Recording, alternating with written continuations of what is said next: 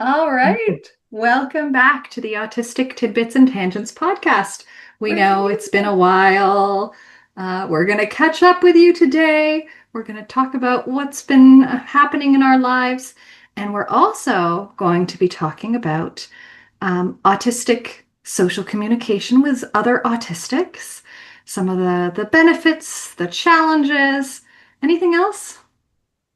Lots of challenges. And the tangents. Many. We will definitely have tangents.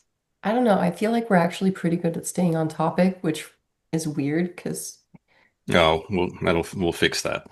okay. All right. Well, to be Well, fair, I've not taken my ADHD medication today, so party time. yes, definitely. That is going to help us to achieve our goal of many tangents, as promised by our title. So, Kara, who are you? I am Cara Diamond. I am an autistic teacher, university lecturer, and author from close to Toronto in Canada. And me? Yeah, Maya, who are Uh, you?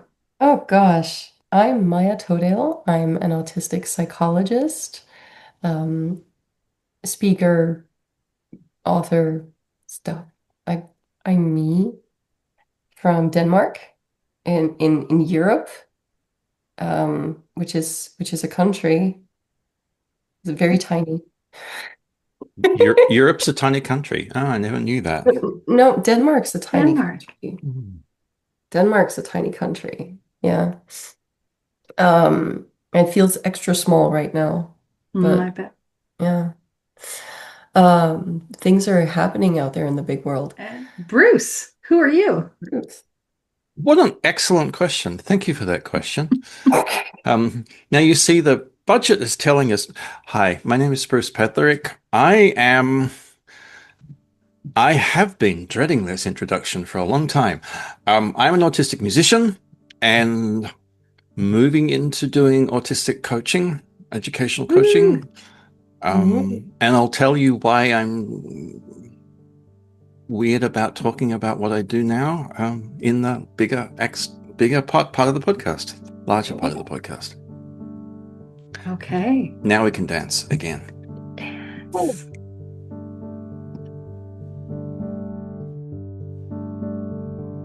Welcome to the Autistic Tidbits and Tangents podcast. Candid conversations between autistic off-hour professionals. With lots of tangents in different accents.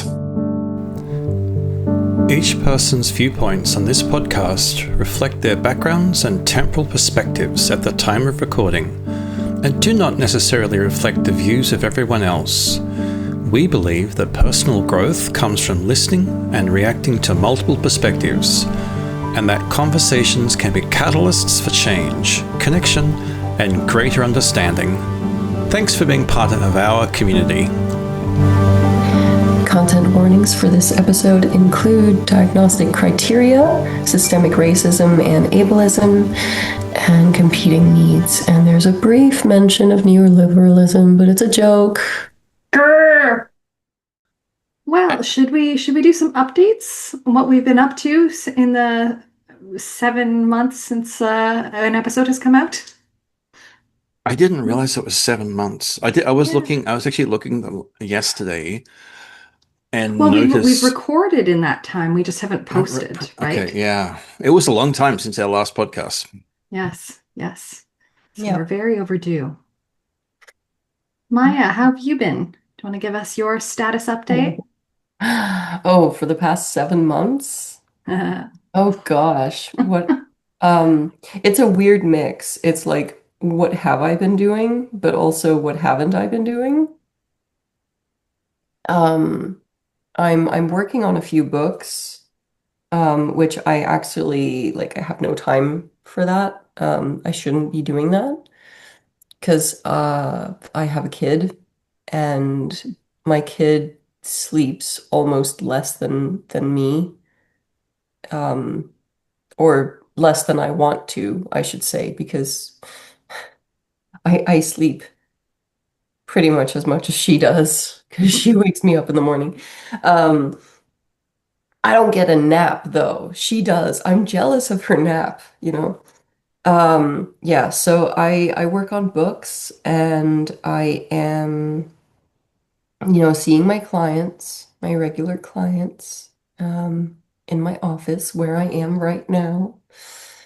Um, so I'm continuing with my regular clinical work and also gonna be starting up very soon with doing testing. Um, I want to say assessments because that's more of an apt description, really. But legally in Denmark, I'm not allowed to do assessments. I'm only allowed to do testing um, for autism and ADHD, along with three psychiatrists. Can you define, like, what's the difference between Yeah. testing versus assessment? Okay. So we have, I mean, every country will have its own weird rules. But here, if you don't have like the post education authorization that you can get, then you're only allowed to do the tests, right? So I'm allowed to do, for example, a WISC or a WISE test, like an IQ test. I'm allowed to do autism testing. Like if I were seeing a kid, I would be allowed to do an ADOS test, Okay. but I cannot make the final assessment and say this person does or does not have autism diagnosis. Okay. So That's your Um, notes would be given to somebody else. my notes will be given to a psychiatrist who is Mhm. allowed to do the final diagnostic assessment and actually, stamp Yeah, yeah. stamp of approval. You've joined the club. Isn't Yeah. this supposed to be clinical? You're supposed to be clinical observation for an assessment? Yes, in part. Some of it is. So there's when you do an assessment, there's a part of it that is testing, and Mm. there's a part of it that is how does this person appear in the clinic? Like what is your body language like? What's your verbal language like? How do you come across, basically? Mhm. Um, and then there's like the person's life history as well. Yeah. Um, and all of that, like I'm allowed to talk to the person and take notes on all of these things, but I'm not allowed to make the diagnosis. Why? Gotcha. Them's the rules. But they're the rules here too, right, Bruce? As far as I know, autism is not usually diagnosed. I guess it could be diagnosed by a psychologist, but usually it's a psychiatrist or an MD, right? I would no, I was prescribed, I was assessed by a psychologist, Okay. and most of the people I know here, especially the people who were diagnosed early, were diagnosed by an educational psychologist. Yeah, okay. I do remember. So I know one educational psychologist who does, but I do remember her telling me that not all educational psychologists would be comfortable, so might not diagnose And now it. that's a different Yeah, thing, like a yeah. Okay. person's That's a comfort very different level. thing. Yeah. Yeah. Um, I'm no, in related to Denmark, somebody. Sorry, in Denmark, I'm related to somebody, i.e., my Okay. wife, whose diagnosis for ADHD was done by a GP, Awesome. oh, and we are just starting here in British Columbia um, to open it up. Hmm. Nurse practitioners can, they just need to be often just ticked off. But they're now Hmm. talking about nurse practitioners being able to diagnose ADHD and autism at that level as okay. well. That is very different from here. Yeah. Hmm. In Denmark, you have to go through psychiatry, in order to get your diagnosis officially. That can be in the private sector or it can be in the public sector. Um, and the only people who are allowed to set most diagnoses, I will say, is either a psychiatrist, which means that's a doctor, um, or it is a psychologist who post their master's degree, gets their authorization, and then does an additional education. The title is Special Psychologist in Psychiatry, and that can be adult psychiatry or children's psychiatry. Yeah. I like that title. Yeah, the thing is, and this is like I understand why legally you can't do things like this Mhm. because that would really muddy the waters. But someone like me who has 20 years of experience Yeah. in autism education, um, I know a lot more about autism assessment, and I Yes, you actually do. know a lot more about autism differential diagnosis than most psychiatrists do, Yep. I think this, if they don't specialize in that area. yeah, Yeah. Um, and I certainly know a lot more about that than most other psychologists do, even if they are authorized, because Mhm. that's an additional 2-year education after you have your master's degree, and it's optional. You don't have to get that, but most people do at some point. Mhm. I haven't done it yet because it's a hassle when you're in the private sector. Um, but like I know that I know a lot more about autism and ADHD really than most of Yeah. these people. But on paper, I'm a noob Mhm. and an amateur. I just have a master's degree, y'all. Just. Yeah, I just have a master's degree. I'm a nobody. I'm a nobody. Um, Not true, but okay. no, but like I'll allow for the example. on paper, yeah. Yeah. I mean, even in this room, uh, well, I mean, in this digital room. digital room. Yeah. It, I honestly am a little uncomfortable with the expansion of diagnoses here. Um, One, because I think it's going to turn around and bite us in the tush about a whole bunch of people who think they're a little autistic Mhm. getting a diagnosis. And I've talked about this before about being careful about we've only got a finite number of support services. And yes, it should be bigger than what we have. Um, but it's also me saying I'm a little uncomfortable. I wish that the process was easier and that we don't assume the experts are psychiatrists. Mhm. Psychi Psychiatrists doing an assessment on autism and ADHD, I think, is such an overkill because they're so rarely dealing with the day-to-day life that we have. And Mhm. psychiatrists only see problems. Psychologists are working on, yes, there are problems, but there's also, Strengths and supports and much more positive things. Um, well, and in both cases, it comes down to the practitioner knowledge. So if they've been working for a long time and haven't really been staying current, their notion of who or who is not autistic may still be based on 8-year-old boys, middle class, white. We've had guests on who've been late diagnosed and who've gone through quite a lot to get a diagnosis, having people tell them, "Oh, you use language, or you can perspective take Make since eye you're a contact. writer. Get out of my You can't office. be autistic, right?" Like, so the knowledge base isn't does not necessarily reflect current understandings.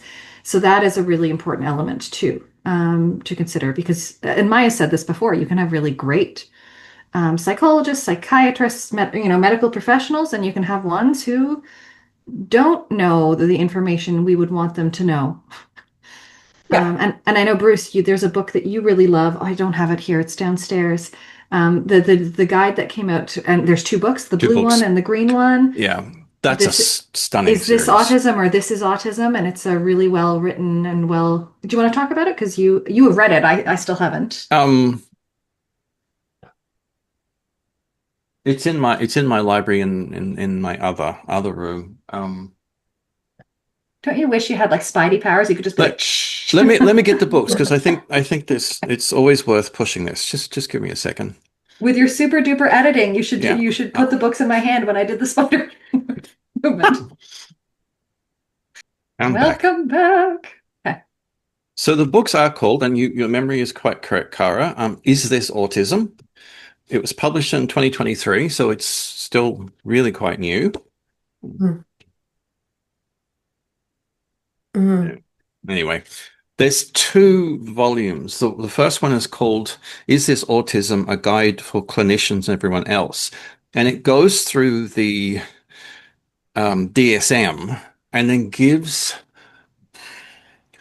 really good examples of why someone should be diagnosed. But Mm-hmm. then also in every chapter, there's a reason why, what parts are you missing? Mhm. What parts is you talk about no deficit in social communication. You may be missing these things. Um, and the other one is called Is This Autism? A Companion Guide to Diagnosing? And that's for psychologists and psychiatrists and people who are doing assessing. It's a little bit more, um, Mm-hmm. it's about the process, but also, again, it's much more making sure you're aware of masking, making sure if you see this, consider this. Um, the Mm-hmm. companion volumes, they're brilliant. They're both by Donna Henderson with Sarah Wayland and Jamel White. And I'm pretty sure Jamel White is autistic. The other two are experienced, and they talk about all the time their experience, but they don't know anything about the lived experience. So in each chapter, there is they have a little consultative committee that gives some feedback who are all autistic. Stunningly good books. Excellent. Amazing. Yeah, It's exactly what we need. yeah. We And need that. in the book, it talks about this idea that psychiatrists are usually the worst people to do assessment because Mhm. they're not seeing more average presentations of autistic people. Yeah. I was going to say the word typical, but average is a better way of saying that. They see the extremes, which Yeah. is not what we are all the time. Yeah. Interesting. Mhm. I think that's a debate all on its own. Um, but so far, it's only been me that's talked about what I've been doing for all this time. So, who wants to like catch the ball and Okay, throw it? let me go because I have been dreading this. So Okay. previously in our podcast, for the 3 years we've been doing it, I talk about my day job. I don't have a day job anymore. My position at Autism Canada came to a somewhat mutual end. Um, it came a little, maybe a little shock at the end, but I am not unhappy. Um, I have been realizing that I was not allowed to do some things. Some things were not part of my job that I really wanted to do. And I can talk about that in a second. Um, and also the big one for me, oh, actually, two big ones. When I used to talk to clients, there were so often people that needed more than the hour we could give them. Yes. And I made connections with these people and I wanted to continue making stronger one-to-one connections. And being an advocate at a national level, you miss those connections. And I Yeah. quite happily said Autism Canada needs to fix. Autism Canada is the only national organization in the country now They're very good at doing big things, but feet on the ground is something that was lacking. And I needed that. I really needed to make connections. And so one of the things I've just got into, I had a call on Friday. I'm co-writing a guide for autistic patients going into end of life care. And this is with a woman, Paula Holmes Rodman, who I hope we can get on the podcast. And she co-wrote with her, unfortunately now deceased sister, a guide for cancer patients. And it's for the patients. So it's things like, this is what you're going to be going through. Make sure that you have support teams. Yeah. It's a wonderful little pamphlet. Paula now wants to work on end of life, which is something I've done some work with already. And we're trying to get one for the patients and one for the staff. Maybe a book for the patients and maybe workshops for the staff. So that's the sort of thing that I was missing. Yeah. And of course, the other thing is that I made a decision when I moved to Vancouver that I was trying to going to bring a little bit more stability to our family life and get a day job and give up music. Okay, that was a bit of a mistake. So hopefully now I don't have a 9 to 5 job. Hopefully I can mix the coaching, the advocacy work I'm still doing, little secret television project I'm doing, but also have some more time that I can go back to accompanying and performing and writing and all that sort of stuff. So yeah, that's what I've been up to the last, well, it's only been 6 weeks now, but the last little period. It's interesting, but every single time I've spoken to an autistic adult who has attempted to give up their creative outlet, it's a mistake. Mm-hmm. And you two both know I didn't give it up totally. Like the No. piano is still here. There's still stuff I've been doing, but I was finding opportunities and I couldn't do them. Yeah. And um,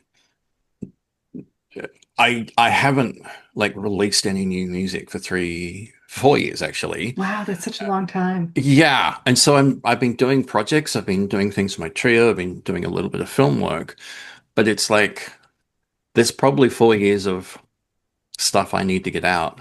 Yes. Yeah. I can't wait. I eagerly await more Petherick music. So, Cara, what have you Yeah. been doing? What have I been doing? So, I have been exceptionally busy, and that's one of the reasons why we didn't edit and get out any other episodes. But um, so, as you may or may not recall, my book is coming out in July 21st this year. So, finishing up that book, last edits, things like that, was taking some time. I have also been writing many academic publications. Some are coming out in some books in the summer and in July, a couple of journal articles that are currently being reviewed. Um, Lots of presentations, things like that, on top of my day job as an elementary school teacher. So it has been very busy. And then You're a university lecturer. May, June, I had a very intensive condensed semester. So what would normally be a 12-week course is done in 6 weeks, so twice a week. But I agreed to teach 2 sections. So I was teaching 4 nights a week after work. It is the hardest part of my year. But because I love the course so much, it's my own course that I developed. It's on classroom neurodiversity and accessible education. And I see the impact it's having on teachers or soon to be teachers and in opening up their practice and like really questioning so much that they might never have questioned before about how we do things in education. Like this is where my heart is. So it's so important to me to do it. But then I have to take Maya's advice and counterbalance and try to, I have to cut out things that I shouldn't be doing and try to make more time to do things that It's fill my energy definitely account. So definitely consistently a time of year where I'm telling you, take care of and I'm yourself. going, ah! Remember to breathe. Stop overloading yourself. Which is what I'm telling all of my students too, because I'm trying to get them to treat themselves with greater self-compassion. And anyhow, so I just wrapped this school term for elementary school. I finished marking, so it is now the summer of Kara. I'm finally getting to relax. I can't remember the last time I had a summer that was just a summer. And I wasn't either working or like dealing with a Mhm. flood last summer. And, I put together a standing hammock and I'm trying to read every day. I'm trying to garden a little bit and I'm trying to do a little bit of like the research and writing, which I enjoy so much, but without deadlines. I'm just trying to do all the things I love and get to some of the chores that I don't like so much, but now I have the time for. Oh, I guess I should mention too, I got an award. I was awarded the King Charles Wow. Coronation Medal uh, for my something like my dedication to helping autistic people and their communities across Canada. So I You're an received award that award this winner. year. I had nothing to do with that at all. I am sure Bruce brought up my name. And wrote the blurb and the I never yeah. saw the blurb. I haven't, I never got to see the nomination stuff. So, well, you don't work there anymore, so probably can't get it. But And quite so, just to fill, I'm being a little secretive. That award was given by Autism Canada. Autism Canada was given the right to give away a number of medals. Quite honestly, there were two names that came up really straight away. One was Paula Holmes Rodman, who Autism Canada was working with, and you, of course, were the other one. There was no question. It was really simple. So congratulations. I think I said that congratulations when you got the award, but yeah. congratulations officially in this one as well. Yeah, I finally like have it in person, so it's kind of cool. Yeah, Does it's that just so in a box. the medal's allowed to you're allowed to now fly to London and go to Kensington Palace anytime, Yes, right? brandishing Buckingham my Palace. medal. Yeah. Yeah, wearing it on my Yeah. lapel. I'm allowed to go in. Imagine. See, yeah, I'm allowed to go in. Yeah, look, got the king's face. Um, yeah, so that's Whoa. that. It's been busy, and I'm uh, I'm happy to have this time to reconnect and yeah, get the strength to start all over again in the fall. Woo. Maya, in your introduction, you said you were working on a couple of books. Are you allowed to talk about them? Yeah, they're not bound in any sort of direction, but I never know what I'm actually going to end up finishing is the thing. And so Okay. if I tell people what I'm working on, and then I end up not ever finishing it or finishing it and then deciding not to publish it because of whichever reasons, then I feel like I'm disappointing people. But I can tell you that there's a children's book that's been sitting nearly completed for actually a long time, but that needs to be illustrated. And until I have sketches to show to a publisher, then I'm not going to get any further. Um, and then there's a book about my pregnancy and parenting journey that I've also been working on throughout my pregnancy and throughout mostly the first year of parenting. And I'm really in a point where I'm I'm working through a lot of what I wrote, and kind of thinking, how can I make this actually useful to people? Um, and potentially bringing in a co-author who's also an autistic mother, but late diagnosed, um, to make it less personal, because I want the personal stories in there, but I also want it to be useful to more people, because otherwise it's like It's too specific. it's Mhm. too specific and it's too much like look at me. I don't like that. Um Yeah. yeah, and then there's a couple more projects that I don't want to talk about yet. That's okay. Do either of you know of a book about pregnancy? I know several books about autistic people talking about parenting, and lots of books about parenting autistic children. I'm I not just sure. I just Pregnancy. saw one come out, something like the Autistic Person's Guide to Pregnancy. I don't remember what it's called, but I'll be able to find it later and send. But I just saw one. See, that's what keeps happening. I work on things too late, and then everybody else starts publishing But what I was going to publish. But the there's always room for more than one. yeah, and the problem Uh, we've got with books is like music, is that yeah. so Yeah. many, there are like millions of books published every month that just get uploaded to Amazon, that some dude just sits in their home and types a PDF and sends it to Amazon. It's an ebook and suddenly they're a published author. And it's like, that's relevant from personal story, but from a progression of knowledge concept, that's, you're bringing a personal perspective, which is yours, very, very Yeah. specifically yours.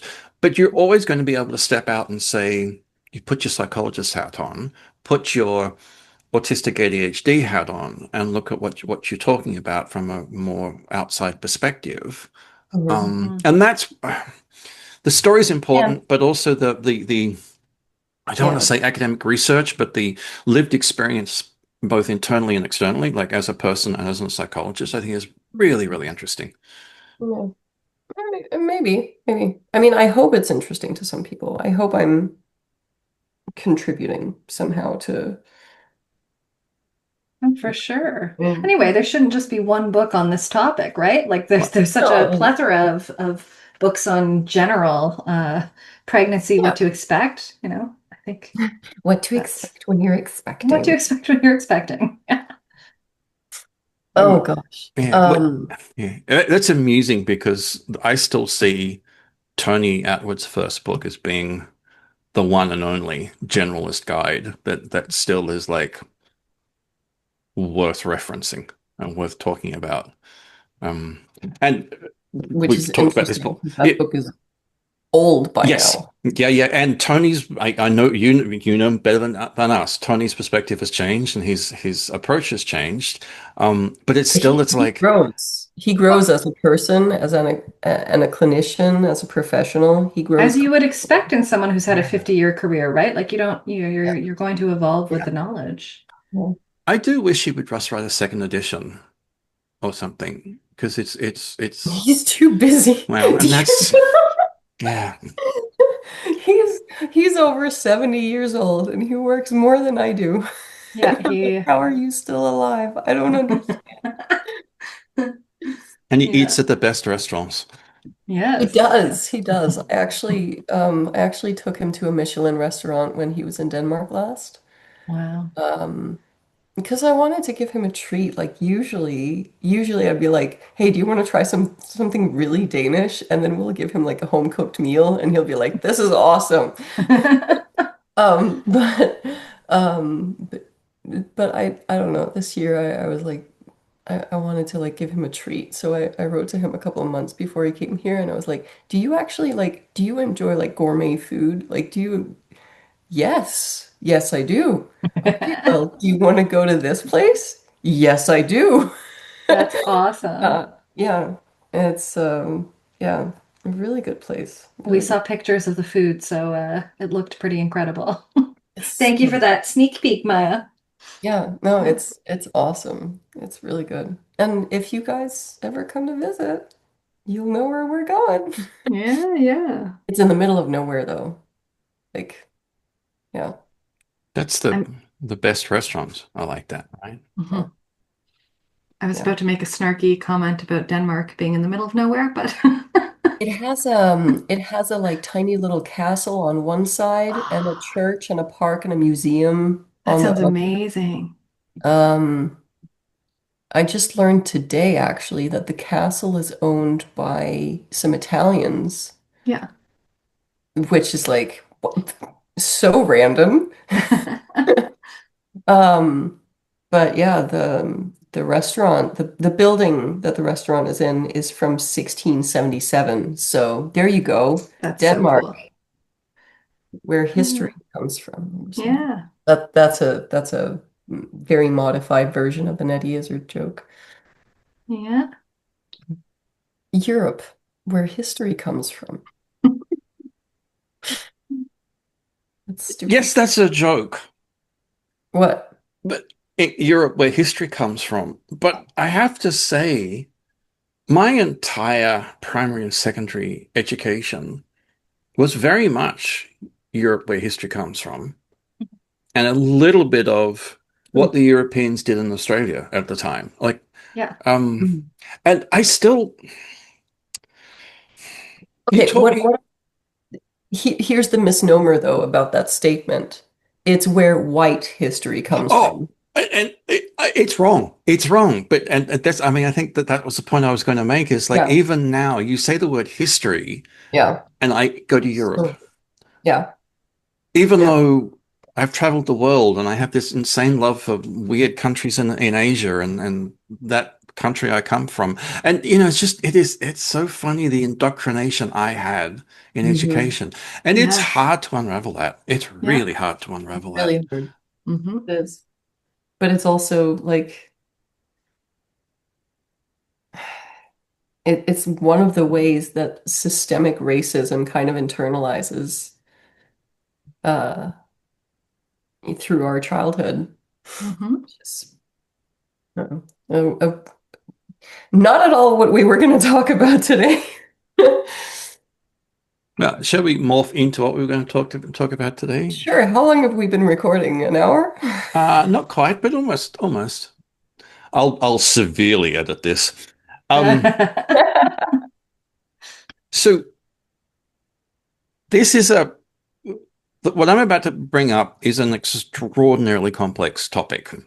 We've Hmm. already talked about it a little bit when we were preparing for the episode. And dear listeners, this is not the end of this subject by Hmm. a long shot.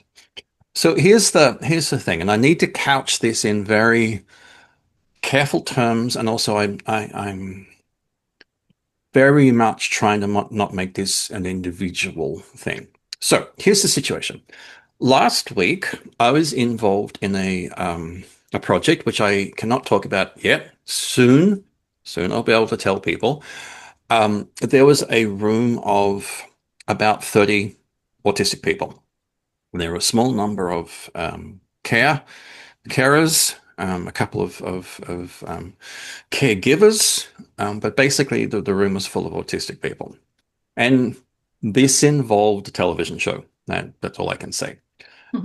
And as I was leaving after the 5 hour shoot, the producer said to me, "Did you have fun?" And I went, "I learnt some things. One, people don't listen. And I think that's a problem autistic people often do have. But the second one, which is more germane to this, was that I saw what I'm going to say is very ableist behavior from my fellow autistics.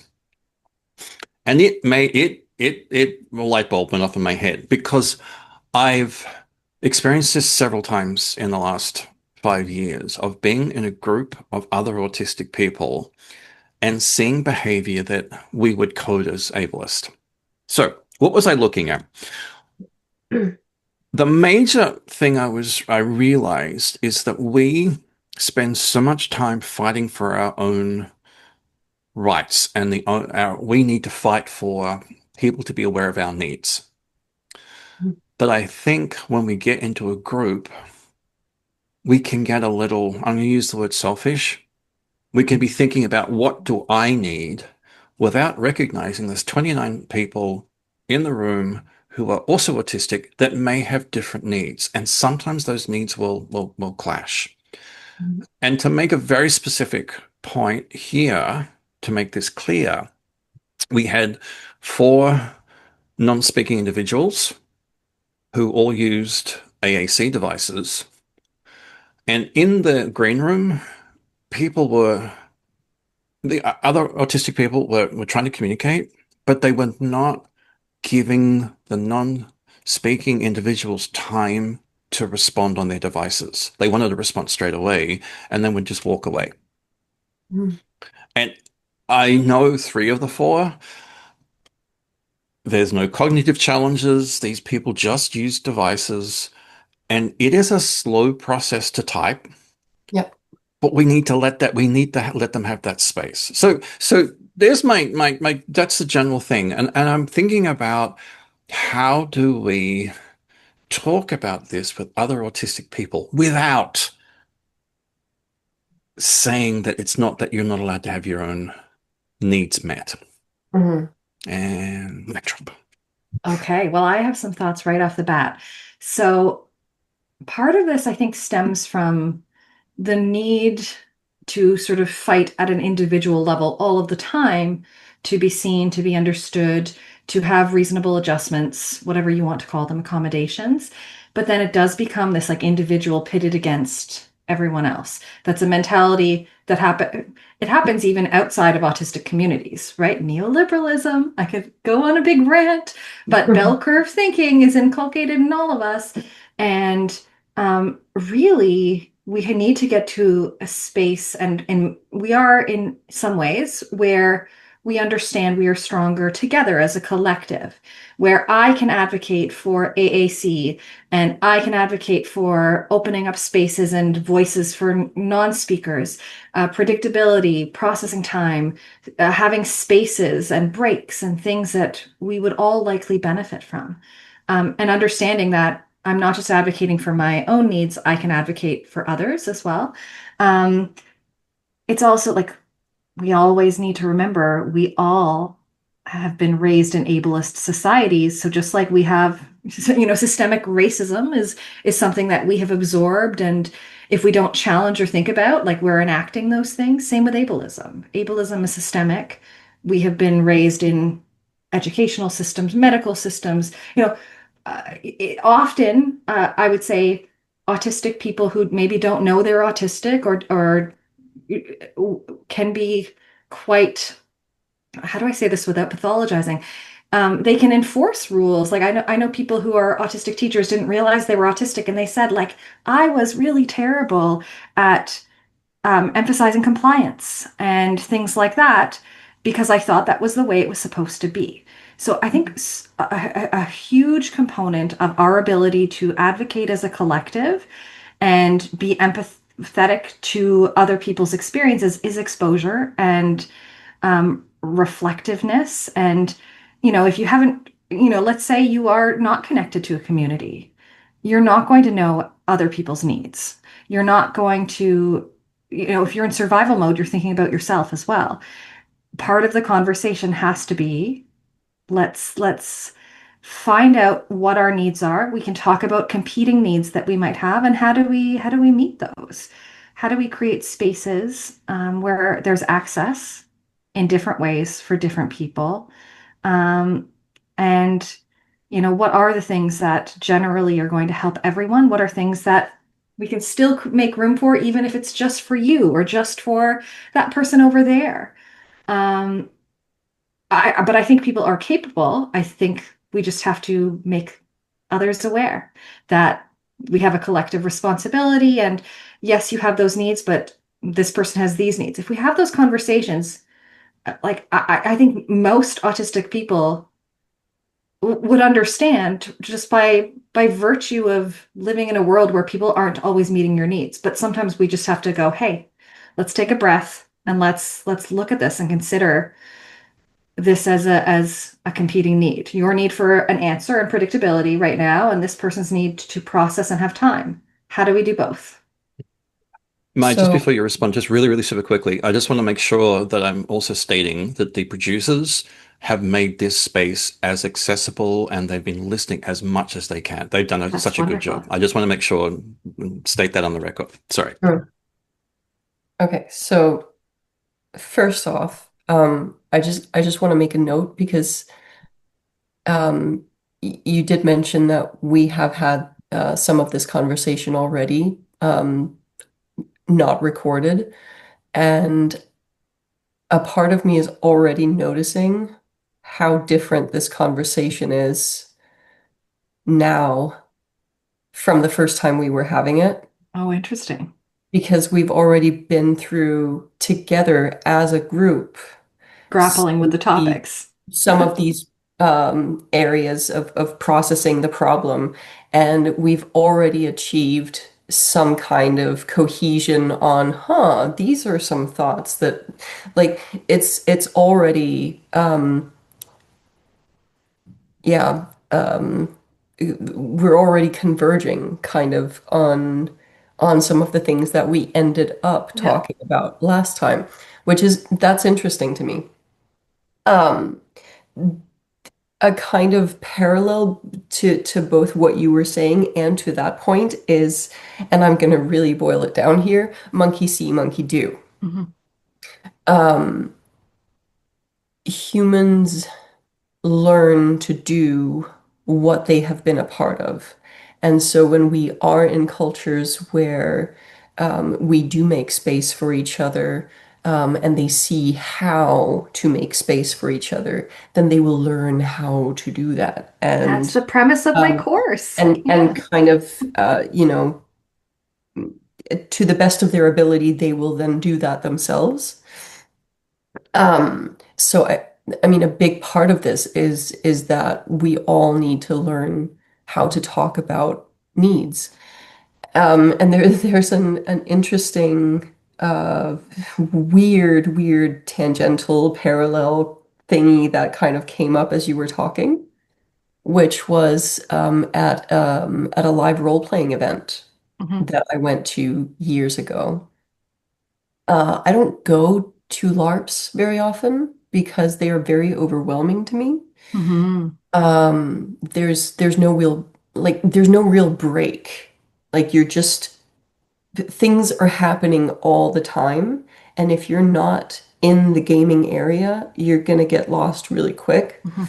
Hmm. There's also no scripting, there's no rewinding, there's no like, I said that wrong. Can we please do that again? You Yeah. can do that in smaller role-playing settings, such as a pen and paper group, but you cannot do that in a LARP. Like it doesn't offer that same room in many ways, and so it's very overwhelming for me. But this one LARP that I went to, they started, this was like a 3-day LARP. And they started by running every single participant through these little workshops on how we're going to talk about consent for violence and for sexual content in this game. Like, obviously, this is a game that only includes adults. There are no children present at all. And there were very strict rules about like what are you allowed to do in specific parts of this gaming area. Like there's a whole area where you are allowed to do really, really crazy stuff that like if you don't want to see it, you don't go there. Um, it was a vampire LARP, so things could get pretty dark. Um, and like I'll be honest, for my mindset, I didn't really want to be involved in too much of that. Like I just Yeah. wanted to enjoy the setting. Like we were in a castle. It was pretty amazing to just walk around a castle for 3 days. Like Wow. that's what I wanted to do. I want to LARP in a castle. That sounds so Yeah, good. yeah, right. So, but this little workshop that they did that had scripts for this is how we're going to talk about um this is how in game you are going to pause and ask the other player how and what they are okay with in terms of like my character wants to fight yours right now or like la la la la. That changed the way all of these players acted because it gave us a mutual script for how to Yes. do these things, how to create space for each other, how it was okay to say no to something, how it was okay to say yes to something. It created a lot of predictability. And I think in the same way, creating space for support needs comes from, do you have those scripts internalized? Do you have that way of saying to a room, wait, everybody, I know that you would like to speak right now, but I see this person is actually typing. Like, I need to make sure that this person is being heard. And I recognize that you have a need to speak as well. How can we best make room for both of you? Because some people do process speech a lot faster. Some people tend to Hmm. speak a lot faster, even though maybe they have the same speaking ability. Like sometimes we just process at different speeds. Hmm. Um, and I think a part of it is having those scripts learned. Then on the other side, the psychologist pops up um, and is like, well, sometimes even if you have the scripts, you don't necessarily have access to them.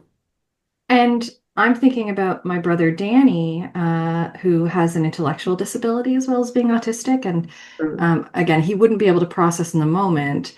mm, I might be able to, after an event, say, like, would this have helped you? Would this have helped you? But in the moment, he would just be like, I don't know. I don't know. He wouldn't be able to yeah. access or even imagine a different possibility. Mhm, Um, and be able to express himself in the moment. So it's so wonderful to hear about spaces where they have planned to the best of their ability, accessibility from the outset, like you were saying, Bruce. Um, but not everyone has the same access to metacognition, to mhm, speech, to and even and when I use the word speech, I also mean like typed speech, AAC, but mhm. just being able to express yourself in whatever modality, sometimes that's hard to do in the moment. Yeah, Like alexithymia for me, I can't always tell you my feelings or even what I need immediately, but if I have a day or two to reflect, I can usually figure it out. I, yeah. That's certainly, like one just to like empathize, I can't say in the moment what I need. And I Mhm. think that's one of the annoying things I found dealing with like a 9 to 5 job is that people would say to you, like, okay, what do you need? And it's like, oh. And then after Mhm. the fact, it's like, what I need is not to be in a Zoom meeting with 9 people talking at once. Yes, And also, just again, the production company has thought about this from neurotypical to neurodivergent. but And not, again, but not yeah. the neurodivergent and other Yeah. neurodivergents. And it's like it's also it's this is part of the joy of this discovery for me is like I've worked primarily in the NT to ND world, and Hmm. I'm not thinking enough about the ND to ND Hmm. in ways. So it's been great for me as well. Maya, I think I interrupted you again. All right. No, no, no, no. That's okay. That's okay. I was talking for a long time. Um, yeah, so the part about like sometimes we don't have access, even if we know what to do, is that um like our capacity for cognitive and emotional empathy Mm. is very restricted by both acute and chronic stress. Hmm. So when you have, like, we're taking your example, right? We have 30 autistic people in the same room and they're all trying to be a part of the same conversation. They each have their own thoughts, and some people may be very quick to get them out. Others may be just overwhelmed by being in a room with 30 people and like trying to listen and process and think of their own questions and what are the words and everything. Like, so even if you are not otherwise stressed, then that situation in itself, because of the acute stress of it, just simply because of the cognitive load of the situation, you may actually suddenly be in a situation where you're too focused on your own needs because you are acutely stressed. Hmm. And when we are stressed, just like when we are anxious or we are depressed or we are sick or we are tired, like we lose access to empathy. Can I just also say And this happens to all humans? It's not an yeah, autistic problem. no, All no, that's humans who are, I know you know this, but I just yeah, want to say it of on record course. for Thank the you. podcast. Empathy varies across humans and across Yes. times and contexts. Autistics as a collective do not have less empathy. Like No, no, it's no, no. We uh, actually, you can be, from what we can see in studies, yeah. we have very well developed empathy. And in some ways, we actually have advanced empathy compared to neurotypicals. We react more strongly to witnessing others in distress, to witnessing others needing help and not receiving it. Mhm. We react very strongly to that. Um, And so I think actually individually, if you were to talk to those 30 people and say, did you know that there was a person in this room who did not get to speak and who Exactly. felt maybe silenced a little bit? Yes. Those people who might have been quick to speak or who may, um, in hindsight, seen that maybe they dominated the conversation a little bit. Yes. I can be one of those people, by the way. I'm definitely like if I'm a student in a classroom, I am annoying because my hand will be up all the time and I will be asking questions and But I'm it's how you participating. process. So, It's how I process. But here's the thing, like every single day when I go home from class, in university, like I would have that thought, like, was someone else wanting to ask a question? mhm. Did I take someone else's time?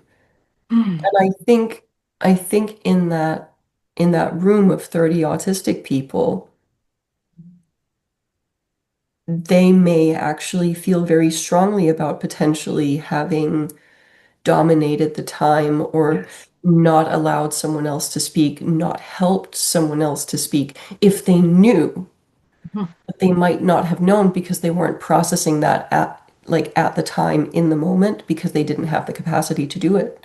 Well, and then I can speak about this from a couple of angles too. So in my graduate course, which has a high percentage of people in the class who are neurodivergent, it's probably about a 50-50 split, I would think, which I think is pretty remarkable.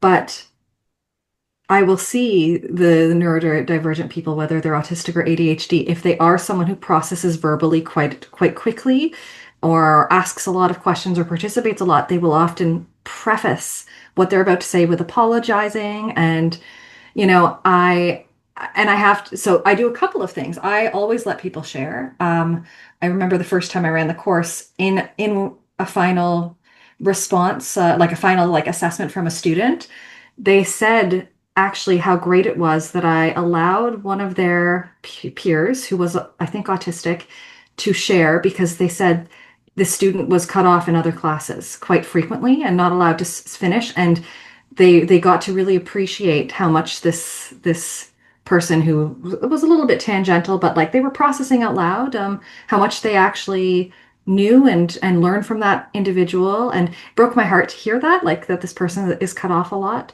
But we also did a lot of, okay, when you are in small breakout rooms, how can you ensure everyone in the group participates? So we would talk before, just like I do in elementary school.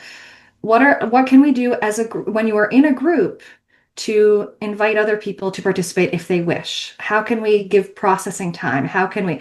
So I was also teaching like new norms or establishing new norms as a group Yeah. for how to address this so that we'll allow people to think before we respond. I would have very long wait time before I picked people to participate. I would read out answers in the chat.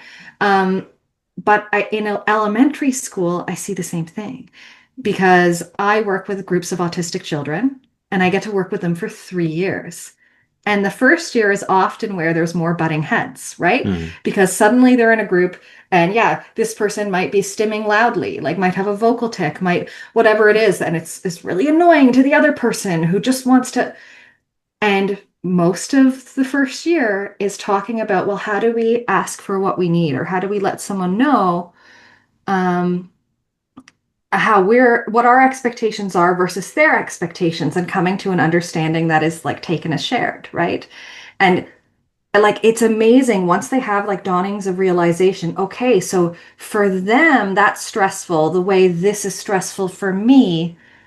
They get so much better at not only helping one another, but also like advocating on the behalf of sometimes one another, saying, "Oh, I think they might be upset because of this. I think he's upset because it's the last day and he's really emotional." Like just the ability to predict one another, and like this commonality of experience, even when the experience is different, emerges. And like I've had classes say, like, we feel like family, we feel like it's just it takes time to get there, but they all get there. Yeah, I mean it's that like learning about competing needs and learning Hmm. how to talk about it, learning how to include that perspective in your daily life. Uh, Hmm. I don't know if y'all heard that. No. So my 2-year-old is jumping upstairs, On a Speaking of trampoline? competing needs. and there was just a loud crash. Oh I, gosh. I had to like pause and like, is she gonna start crying? Mm. No. So Yeah. this is emphasizing something. I am developing some advocacy workshops. And again, this is the beauty of we're learning all the time. Like my Oh yeah, perspective is changing and expanding all all the the time. time. And I suddenly, again, realization that I wasn't looking at this idea that when we get together, sometimes this is the first time we've been in the same space. Hmm. And a previous conversation that we've had, we talked about perhaps in this group that this is the first time some of these people in this example may have had to deal with AAC. Hmm. And I'm not blaming. And Maya, I think your point was that I think that's quite true. If we asked every individual that they would be um, be more self-reflective about what's happened. And yes, maybe I was dominating the conversation, or maybe I wasn't giving this person. I think that's quite true. But it's also that's something we need to point out. That's something we need to. It's not even it's not a criticism. It's just like just we fight so much for what we need that we Yeah. need to be thinking about other people's Yeah. needs. We are all limited by our own experiences, right? I say this all the time. Yeah. Yeah, and that fighting for other people's space too, we still have to acknowledge that not everyone has the capacity to do that in every moment. Hmm. So that it is in the moments when you are capable of doing that Hmm. that you need to do it.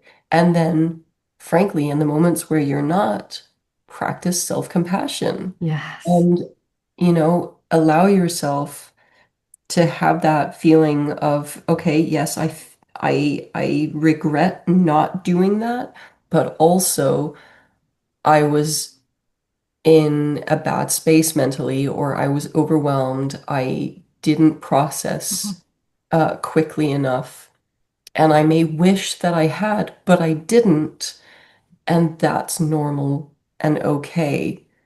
It's not, um, it doesn't make me a bad Yeah, yeah, person.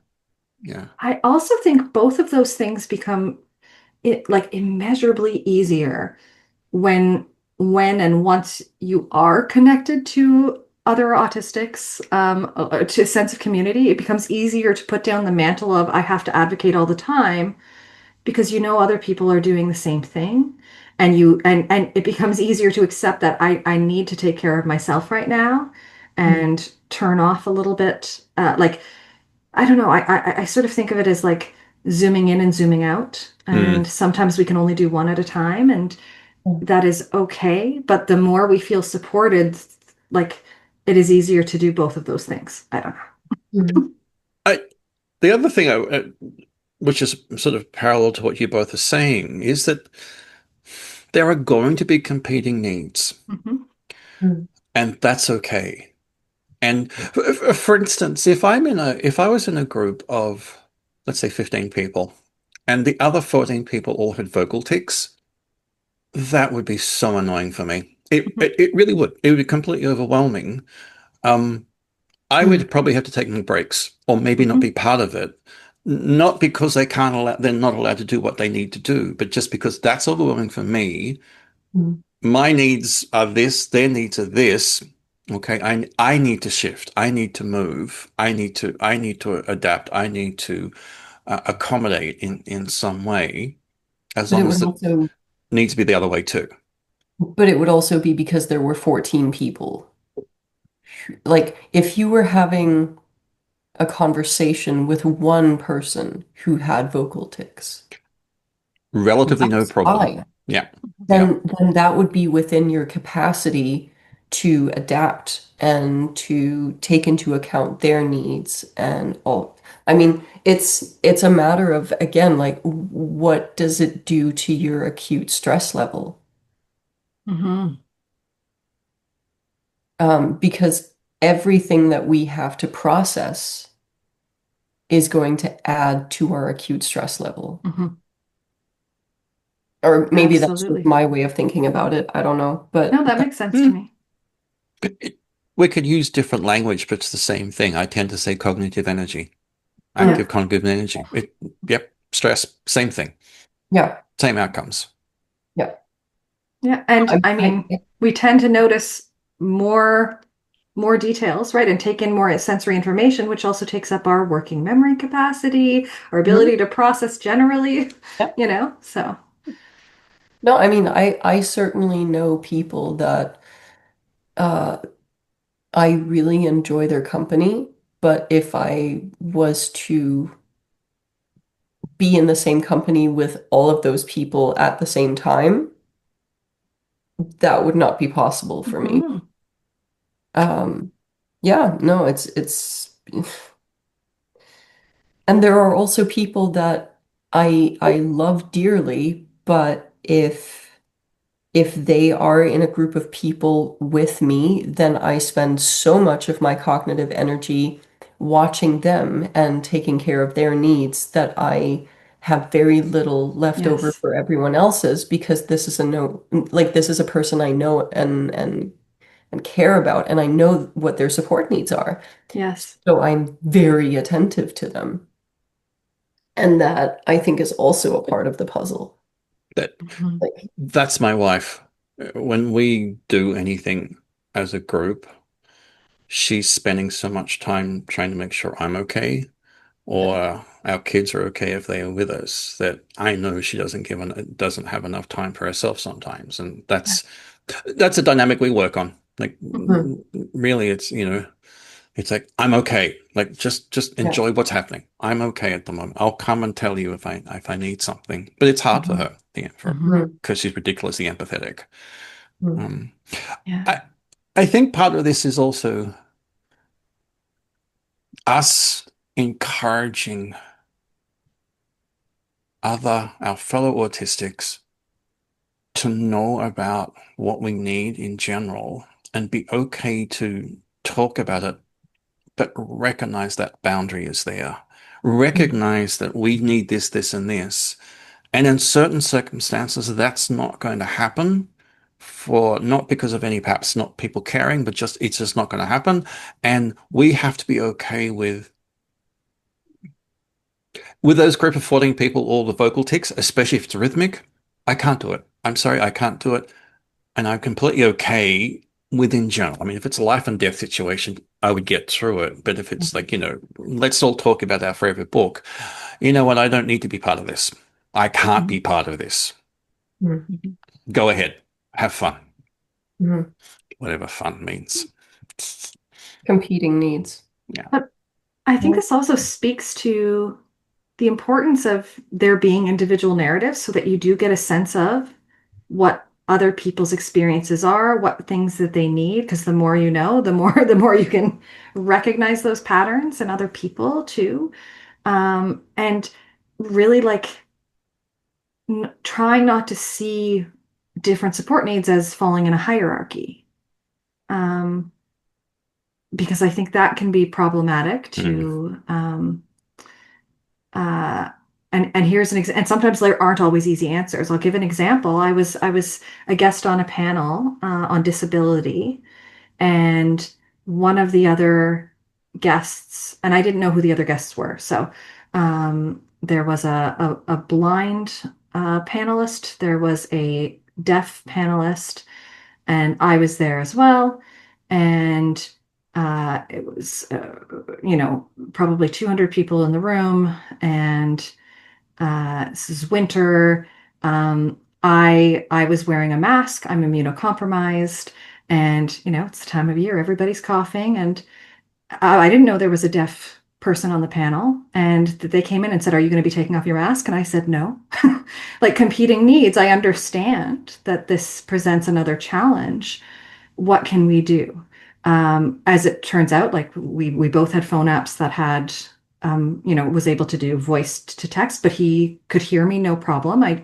Teaching Kara is very good at articulating and slowing down my speech, better than podcast Kara, I will say, where I'm just like, oh my gosh, so many thoughts I got to tell you, and I'm like a Muppet. Um, but yeah, exactly, yeah, that's how I am on the inside all the time. Um, and that was something we addressed right at the beginning, is sometimes there are competing needs, and here is one of them, and here's what we talked about, and here's how we're going to be addressing it.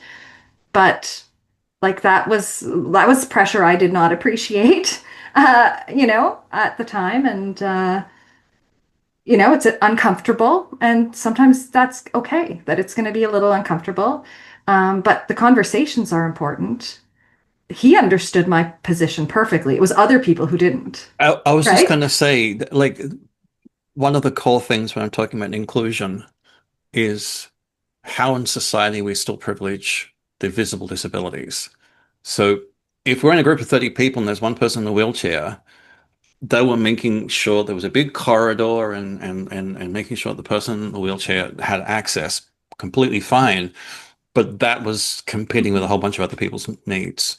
Yeah. And there are so many needs that we don't see. Like we don't see people who have medically complex needs, who are medically vulnerable, or uh, and often they don't come to these spaces as well, because there's a feeling like, well, you have to take care of you and nobody else is going to accommodate you, and stay at home, right? Visibility is important, and not erasing disability is important, and all of these conversations are complex and important as well. So can we say that we're going to continue this because I think this is a really big topic, and perhaps we can move on to the thing of the day. Yes, yes, we can. So I found a really interesting article. It's a meta-analysis. Let me just pull it up here. It is called "A Certain Magic: Autistic Adults' Experiences of Interacting with Other Autistic People and Its Relation to Quality of Life, a Systematic Review and Thematic Meta-Analysis." Three of the researchers involved are autistic, and there are seven names here. But it reviews 52 qualitative papers of autistic adults describing their interactions with other autistic people, and goes through what it shows. So some of the themes, overwhelmingly, it showed the quality of connection, and the impact of having connection. It did talk about some of the negatives as well, but more often it talked about, like, the themes were connecting easily, being together can help, diverse experiences of connection. And anyway, some of the things that came out of it that I found really interesting: ease of communication was often reported, but not always, of course. Um, Autistic culture, once you are immersed, once you realize you are not alone, you can actually connect to the sense of knowing your people, or you don't have to mask anymore. That was a big theme. Hmm. Um, a lot of positive experiences. So prior to knowing you are part of a community, people reported, suicidal ideation, and attempts and things like that. And the connection to community helped to mitigate some of that. Mm. So emotional well-being was improved. Some of the negative experiences, This is what I'm interested in. yeah, this was really interesting. Um, so they talked a little bit about somebody who maybe dominates conversations versus if you're someone who wants to say something but you can't find the space. So that was in there. Um, what else did it say? Attitudes. So some person might feel like um, they don't fit in with those autistic people. So internalized stigma um, was a problem. So people sought to distance themselves from a stigmatized identity. Um, and that, of course, community is not a panacea, right? It's not a Hmm. panacea for all of the systemic issues. So even if you have community, you can still have, well, we know this very well. You can still encounter problems and impact to your quality of life. Um, so there was a part that was on specifically the different needs I'm trying to find. But more often than not, the studies reflected more positives than negatives from participants. Learning to cope from one another was another big thing. Like when you know people who have needs similar to yours, it helps you learn what you need. Parents, it did talk about competing needs in families as well. So conflicting needs related to social communication styles, like when one person talks too much, providing peer support could take a toll as well. Can be Mm. really exhausting.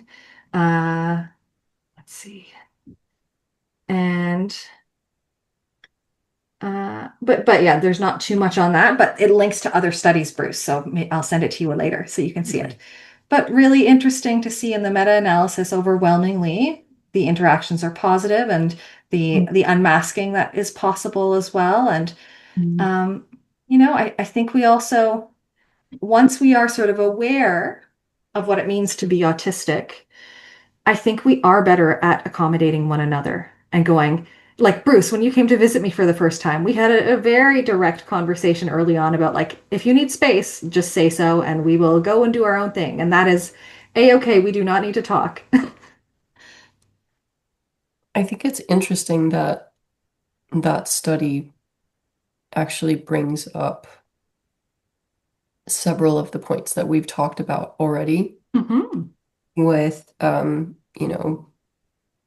competing needs in terms of how quickly a conversation goes, like what the pace of the conversation Mhm. is, and also that toll of providing peer support, that Mhm. toll of having other people's support needs in mind all the time. Like, not that that is not something you should do to the best of your ability, but recognizing that it does require a certain amount of cognitive energy Mhm.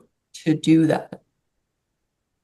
And that might be That's, taxed in those situations like Bruce was in a room of 30 autistic people for yeah, however long it was. yeah, yeah. Which is kind of Um, interesting because like I never, I mean, I'm getting a little tired now. We've been recording for an hour and a half. I'm getting a little tired, but it's not because I'm thinking about your two needs because it's a small group. We've worked together. I kind of know. Um, One-to-one peer support is this much, mhm. and then we've got three of us. In 30, you should be only needing to spend that much because everybody spends that little bit Yeah. Mhm. is the hope. We're sharing the workload. Yeah. Yeah. But also recognizing the fact that that one-to-one or even in a group like this, the better we know each other, the easier it is to provide that support because we have come to know what each other's support needs are, and so we are capable of actually anticipating them a great deal of the time and almost knowing them intuitively. Um, And I think that's a big part of it as well, because if you're in a group of 30 people that you've never met before, you are having to not only learn all of their names, which would require like all of my cognitive energy. It would never happen for me to learn 30 names in one sitting. No. Um, I have I deliberately don't use people's names. Like I'm Hmm. terrible. I'm always afraid of getting them wrong, even when I know their names, unless I know them really well. Like I have no problem using your names, but Yeah. Well, yeah. they're on the screen as well. That Also, makes that it is very easier. helpful. Um, no, but like it being with that many people, it's there's so much like there's so much cognitive load being spent on a whole bunch of other things that Mhm. you don't necessarily have room to be considering Yes. the support needs. But with like whenever I do like pen and paper role playing, we're a group of usually around 5 people, Hmm. and we know each other. And so not that we're all autistic necessarily. We're definitely not, but it's more so that that setting, the pace at which things are going on, how well you know the people, how large the group is, you're more capable of keeping other people's support needs in Yeah. mind, anticipating them, and perhaps interrupting what's going on in order to say, hey, do you need this thing? You can't really do that, Yeah. I think, when you are shooting a television show Hmm. to the same degree. Like there are settings that make it harder to accommodate everyone. Yeah. Eh, One of the things I talked to the executive producer is recognizing that there's some fakeness what they're doing Mhm. because they're making television. Yeah. Hmm. And so they're talking about us making sure that we're clapping and encouraging people all the time. It's just like it's a group of people that wouldn't do that normally. Yeah. I understand. So again, that's me just going, that's not me, but I Yeah. know why you're doing it. Again, it's the Mhm. I don't understand, but you've told me a good logical reason. I Yeah. can handle that.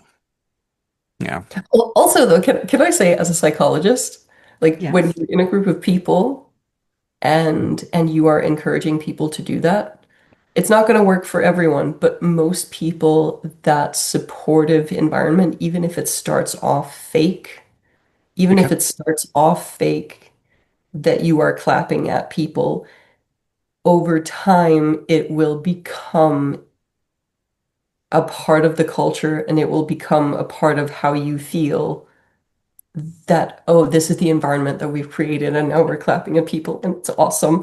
This Like is one of it, our rituals. Yeah.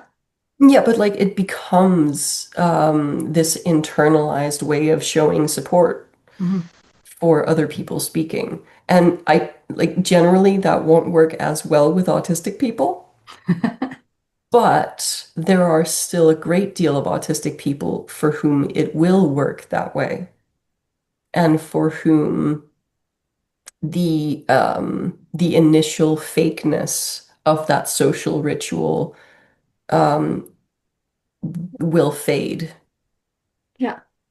and they will actually feel supported, even though to begin with it was, okay, now we have to clap, and this is super awkward.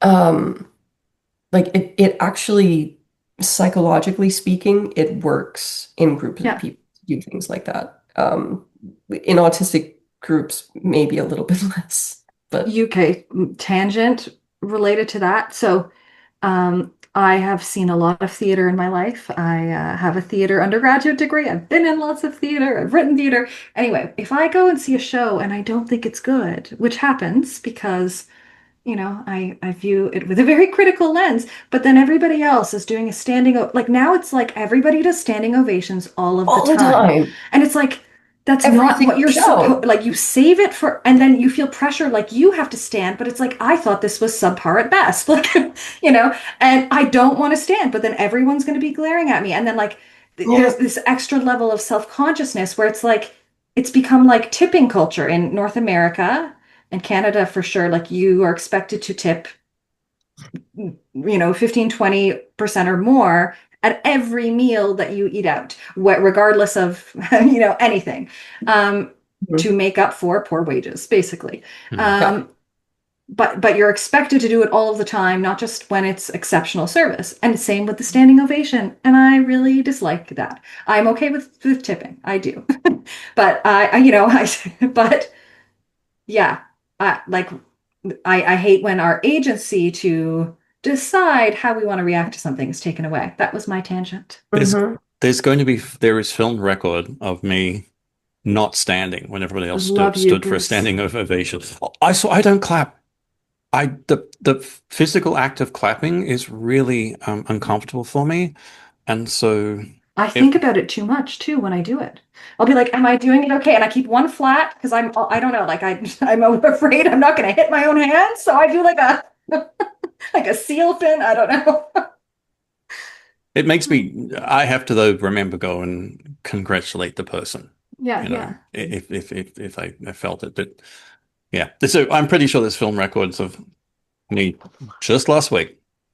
29 people standing and me sitting, but I hope still giving a positive look on my face. But There was then are you nothing. thinking about that the whole time? Are you like, what is my face doing? Because that's what I do. I'm like, Uh, Funny enough, I don't think about my face expressions. wow. I really don't. I'm consciously thinking that everyone started clapping. I'm not going to clap. I'm going to do something else. Yeah, And I was very aware that everybody stood. And it's like, I'm not standing. yeah, Like I was really, really super, super, super conscious of that. yeah. But did I think about what my face was showing? It's like, no, because I Oh, don't know. interesting. I don't know what my face's fit was showing. Mm. No, I'm thinking about the clapping, the act of clapping. I'm thinking about my face, and I'm thinking about how do I get out of here? Like, what's the quickest exit point? Like, I walk into a place, the exit points are worked out. Like yeah, yeah. that is my active But first thing when moving into a space. but in theater, if you're not on the aisle, you got to be like, which side is going to move the fastest? Like, how am I going to get out of here? Do I have my coat in my arms and my purse? Like, that is all the stuff I'm planning during the applause. When we went to New York, we went to a Broadway show, which was very, very good, very, very, very good. But in planning, we got seats that were next to the exit, and we talked to the usher that I may need to leave, and they were aware and completely fine. Yeah, interesting. Excellent. Hmm. So we've been talking for a lot. Is this time to say farewell? Goodbye. Um, That's exactly what was going through my head, and I was resisting the urge. So long, farewell. You even got it. I think that's the movie key. I think Yeah, that's the show key too. there you go. Yeah. um, yeah, I think we've been through this topic, like for now at least, but I will be really interested to read the comments from our listeners to see what they might be thinking about during this conversation, which points they would want to bring up. Mhm. I'm really wondering what we've overlooked. Yes. Oh, Yeah. yeah, I'm yeah. I'm really waiting for that. Like, yeah. And of course, we So, will have this is not a exhaustive uh, I mean, it topic. never is. You No, it's can't a you can't short really get to the conversation. bottom of a conversation in this amount of time, even though we we tend to go really long. But Yeah. um no, but I'm really interested to hear Yeah. what other people will be saying. Should we So, say something about the season? So this season, ooh. we have a number of guests. We've already pre-recorded several, so we just have to get those edited. Mhm. So, as always, we're trying to invite different people, many of whom are autistic, and we try to get a range of autistic experiences so that we can learn and see where some of our experiences might be different. It's going to be really fun. I'm Oh, so excited. and maybe.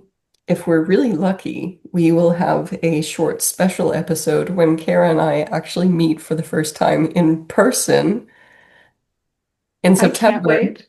I've actually had like dreams about meeting you at this conference where I couldn't find you, and I was like, "Is that her? I can't tell." And, like, and I'm Look for the looking pink around. hair. Look for the No, pink hair. It it will be was Maja. dark. It was dark, so I couldn't see. I was like, "I think Oh that's her hair." It, gosh. if the world moves in magical ways and I can get there too, I think the entire conference is going to go, what is going on with those three people? We'll be skipping with our arms linked. No.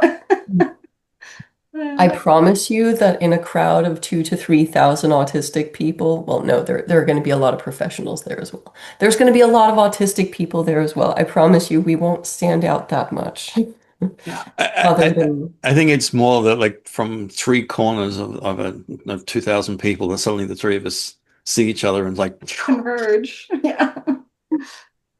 I can't yeah. wait. Yeah. Yeah. Maybe we should set up a GoFundMe to see if we can get Bruce a plane ticket. And I think we talked about that. We just, we all, well, two of us have ADHD. Bruce, you're on your own. You got to set it up.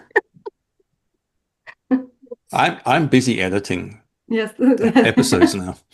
Yeah. I'm yeah, so glad that you're helping me out with that. The quality is about to get so much better, at Or least for not. the episodes Bruce edits.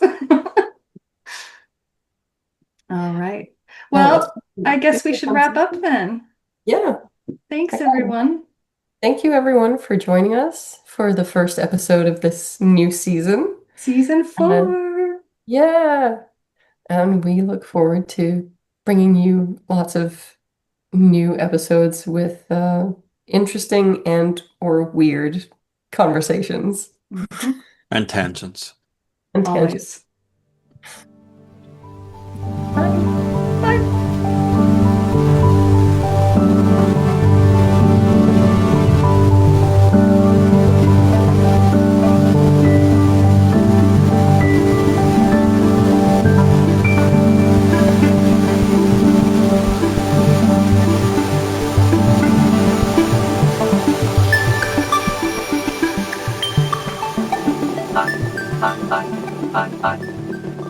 Bye. Autistic tidbits and tangents.